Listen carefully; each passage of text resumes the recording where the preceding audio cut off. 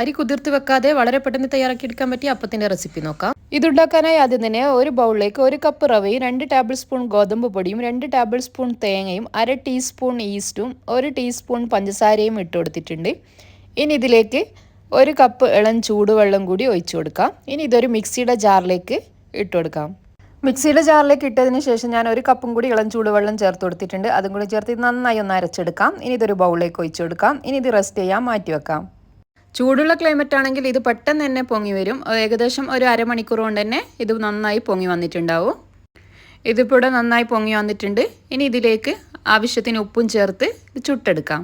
നന്നായി ചൂടായ പാനിലേക്ക് ഓരോ തവി മാവ് ഒഴിച്ച് ഇതുപോലെ ഓൾസ് വന്നതിന് ശേഷം അടച്ചു വെച്ച് വേവിച്ചെടുക്കാം.